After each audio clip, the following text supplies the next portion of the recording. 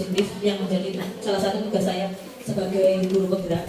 Jadi sebagai guru penggerak saya tidak bisa terlepas dari kerjasama Bapak Ibu, Bapak Kepala Sekolah dan juga anak-anak. Jadi menjadi guru penggerak itu kita harus berkolaborasi dengan rekan sejawat, dengan kepala sekolah maupun dengan siswa.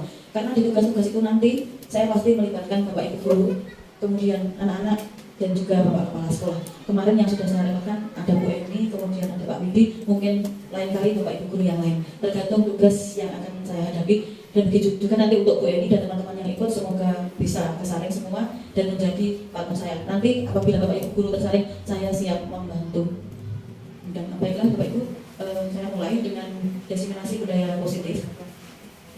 Dari yang akan saya sampaikan, yang pertama adalah disiplin positif dan nilai-nilai kebajikan universal. Kemudian yang kedua, teori motivasi, hukuman, penghargaan, dan restitusi. Kemudian keyakinan kelas, kebutuhan dasar manusia dan dunia berkualitas. Kemudian restitusi 5, posisi kontrol. Kemudian restitusi segitiga restitusi. Disiplin positif dan nilai kebajikan universal. Perubahan paradigma itu dapat kita ibaratkan ketika panjenengan bayangkan kita sedang mengepalkan tangan kita berdua, jadi kita berhadapan dengan teman kita dan yang kita pegang ini adalah barang berharga dan teman kita yang lain itu berusaha untuk membuka dan mengambil apa yang kita ada di dalam pegangan kita. Apakah kita akan melepaskan kira-kira padahal itu barang yang berharga sekali buat kita? Saya yakin jawabannya tidak. Kenapa? Ini menandakan bahwa yang bisa mengontrol diri kita adalah diri kita sendiri, bukan orang lain. Seperti itu. Kemudian perubahan paradigma, teori kontrol atau teori pilihan, yaitu ilusi kontrol. Ilusi guru mengontrol murid. Ilusi bahwa kritik dan membuat orang merasa bersalah dapat menguatkan karakter. Ilusi bahwa semua penguatan positif, efektif, dan bermanfaat. Ilusi bahwa orang dewasa memiliki hak untuk memaksa. Jadi yang kita selama ini lakukan kepada siswa ketika kita menghukum atau apa, kita berpikir bahwa kita bisa mengontrol mereka, tapi sebenarnya tidak. Kalaupun itu bisa, itu hanya bersifat sementara. Kemudian siapa yang sesungguhnya memiliki kontrol? Selama ini yang kita lakukan adalah stimulus respon dan kita akan merubahnya menjadi teori kontrol atau pilihan. Kita mencoba mengubah orang agar berpandangan sama dengan kita. Tetapi menurut teori kontrol, kita berusaha memahami pandangan orang tentang dunia. Kemudian berikutnya, perilaku buruk dilihat sebagai suatu kesalahan.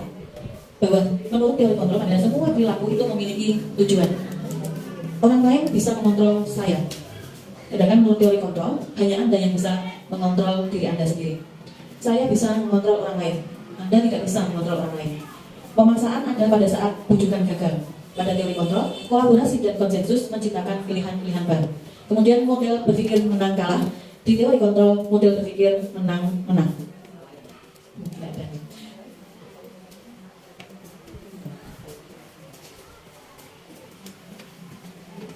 Baiklah, itu disiplin positif. Teori kontrol menurut Dr. William Glasser itu saling berkaitan. Anda tidak bisa mengontrol orang lain, hanya Anda yang bisa mengontrol diri Anda sendiri. Ini terkait dengan makna disiplin, yaitu belajar mengontrol diri dengan menggali potensi kita akan terjadi tujuan mulia, yaitu sesuatu yang menjadi seseorang yang kita inginkan berdasarkan nilai-nilai yang kita hargai. Jadi yang kita harapkan apa? Disiplin yang muncul dari diri sendiri, bukan dari faktor eksternal atau ekstrinsik. Kemudian yang kedua, semua perilaku memiliki tujuan yang disebut dengan teori motivasi. Kita kembali ke diri kita sendiri. Apa motivasi kita melakukan sesuatu? Yang pertama adalah untuk menghindari hukuman. Kita sendiri atau siswa kadang-kadang. Kalau kita masuk, kita jam kerjanya jam 7 misalnya. Kita kalau datang jam 7 lebih, sekarang ada si presiden, nanti kita akan terakumulasi kekurangan menit kita selama sekian bulan yang akan berimbas pada TPP kita itu. Berarti kalau kita masih motivasi itu, berarti kita masih punya apa? Apa motivasi yang muncul apa? Motivasi dari apa? Eksternal atau ekstrinsik, bukan dari diri sendiri. Karena apa? Karena hukuman atau mendapatkan imbalan. Tetapi kalau kita melakukan sesuatu karena untuk menghargai diri sendiri, saya adalah pekerja dan saya sudah tekan kontrak ketika di awal jadi PNS, saya harus datang tepat waktu, saya harus melayani siswa. Seperti itu, berarti yang muncul dari diri kita adalah motivasi dari dalam atau intrinsik. Yang akhirnya apa? Kita akan bisa jadi diri sendiri. Dan akan muncul apa? Nilai-nilai kebajikan universal. Yang bagi siswa akan muncul satu apa? Keyakinan kelas. Jadi kenapa di PMM kita selama ini banyak yang ditolak? Jadi saya tahunya itu setelah masuk ke dalam guru penggerak. Keyakinan kelas atau kesepakatan kelas itu sebenarnya dibuat diproses dengan siapa? Kita memiliki nilai kebajikan, misalnya hormat. Kita bagikan kepada anak dalam kelompok. Terus kemudian hormat itu apa saja yang menjadi indikator hormat? Nah, anak-anak menulis di situ. Kemudian kelompok lain kita bagi dengan nilai misalnya kebajikan gotong royong. Apa tuh yang menjadi nilai gotong royong? Anak yang menuliskan sendiri. Sehingga mereka yang akan apa? Berkomitmen untuk melakukan apa? Keyakinan kelas yang mereka buat sendiri dengan motivasi dari dalam, bukan dari paksaan. Kalau kita yang membuat itu bukan dari sebuah kesepakatan, kemudian ditandatangani oleh mereka sendiri dan diketahui oleh wali kelas yang nanti akan kita rekap menjadi sebuah keyakinan kelas. Seperti itu prosesnya nih Bapak Ibu.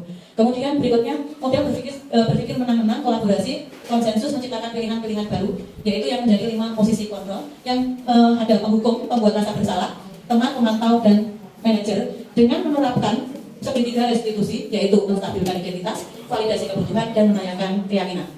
Kemudian realitas atau kebutuhan kita berbeda, kita berusaha memahami pandangan orang lain tentang dunia. Setiap orang lain memiliki gambaran berbeda. Lalu yang kebutuhan dasar manusia yang pertama adalah bertahan hidup atau survive, kemudian penguasaan atau power, kemudian kasih sayang dan rasa diterima, belonging, kemudian kesenangan, fun, dan kebebasan, freedom. Kemudian apa makna kata disiplin? Disiplin itu berasal dari bahasa disiplina yang artinya belajar. Makna asal kata ini berkonotasi dengan disiplin dari murid-murid Sokrates dan Plato. Disiplin diri membuat orang menggali potensinya menuju sebuah tujuan yang akan dihargai. Namun dalam budaya kita, makna kata disiplin telah berubah menjadi sesuatu yang dilakukan seseorang kepada orang lain untuk mendapatkan kepatuhan. Kecenderungan umum adalah menghubungkan kata disiplin dengan ketidaknyamanan, bukan dengan apa yang kita hargai atau pencapaian suatu tujuan mulia. Jadi selama ini yang dianggap kita bahwa disiplin itu kita seperti kalau ke siswa kita itu mungkin mereka merasa tertekan, saya harus seperti ini, saya harus seperti ini karena takut hukuman. Berikutnya, nilai-nilai kebajikan universal. Nilai-nilai kebajikan adalah sifat-sifat positif manusia yang merupakan tujuan mulia yang ingin dicapai setiap individu. Nilai-nilai tersebut bersifat universal, lintas bahasa, suku bangsa. Terima kasih demikian paparan saya tentang budaya positif. Sebenarnya, jadi mari kita gali bersama-sama, mari kita berdayakan bersama-sama. Nanti kita alhamdulillah diberi mandat sebagai sekolah penggerak. Mari kita manfaatkan, mari kita maksimalkan kemampuan anak-anak dengan menerapkan budaya positif menjadi kebiasaan sehari-hari di kelas. Terima kasih atas bantuan Bapak Ibu semua, atas kehadiran Bapak Ibu. Sekian dari saya. Wassalamualaikum warahmatullahi wabarakatuh.